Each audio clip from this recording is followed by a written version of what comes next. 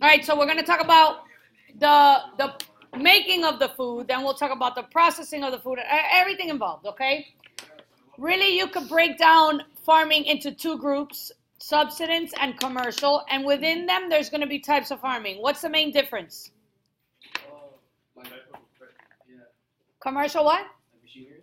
Definitely machines are going to be used. So we're going to talk about the type of techniques, but one does something and one is for something else. Oh, so what's like for yourself? For yourself, good. So subsistence is mainly for consumption, and then commercial is going to be to export and sell. And subsistence is going to use traditional style farming. So we're going to go back in the day, and they've maintained that style farming. And commercial uses what we call industrialized or mass production style farming. So subsistence, again, is traditional farming and uses what kind of power? Man and animal, good. So they don't use machines like we mentioned before, okay? They use man and animal power to farm. And I want to go over the four really most important parts of farming.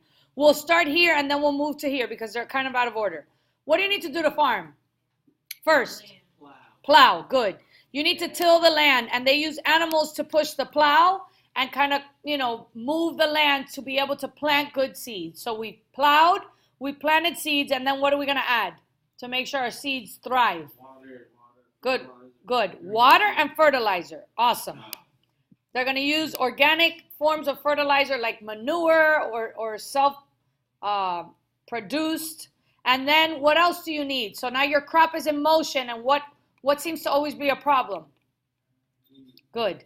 And they remove them manually as well. So sometimes subsistence farmers use an intensive form of farming. What they're basically going to do is try to increase what they put in order to get a higher output per unit area. What do we call that? Yield, good. They want to increase their crop per area, which is increase the yield of the crop. And why do you think they do that? They want food for themselves, but they also want to sell a little, okay? So this is where you see, this is where you would see like the farmer's market. Those would be traditional intensive because they're taking their own goods to sell to the local community or somewhere in that nature. They're not processing, packaging, right? So it's still subsistence farmers, but just taking it to another level. And the way they do this is the following. So they use these two methods to help increase their yields. One is planting or using polyculture, which means what? Planting what? Multiple crops on one plot of land. And the beauty is this is one of the most sustainable forms of agriculture because it uses biodiversity principle. You're allowing for variety to exist in one plot of land, which is always going to be good. And they also burn surrounding areas in order to get the most fertile soil. And then after they cultivate the land, give the land chance to regenerate itself and producing its own natural nutrients. And again, that's sustainable agriculture. This is a quote from your book, and I know it's come up on the AP exam. You want to always remember that polyculture not only is sustainable and gives high yield, it gives a higher yield than any form of monoculture crop. So you could put a lot of different lands and use one crop and grow tons of them, and the polyculture will give you a better result. All right, industrialized farming mainly is used for what? Selling and exporting. It's a machine-based type of farming. So we're going to use machines to plow. This is plowing. I didn't have that in the notes, so just add it, okay? I'm going to make it a little bigger here. Machines to plow. We also use machines to do what? Irrigate. We use systems for irrigation. So no more water pots and we're walking around and watering plants. We're using actual systems. We use machines to fertilize, and we use machines to what? What's that plane doing? Pesticides. We're spraying pesticides across the fields of land. How did we get to that? All right, so industrialized farming also uses GMOs in order to mass produce food because we need to try to feed the world and make profit. Very few lands produce foods and they're trying to make the most money on a piece of land.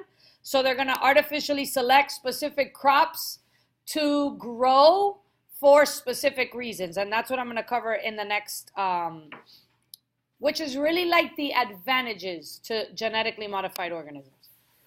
So we're trying to make the best crop possible. Number one, this slide is off, but I want you to know that, because there's three things that are not on here. We want to make crops increase yields.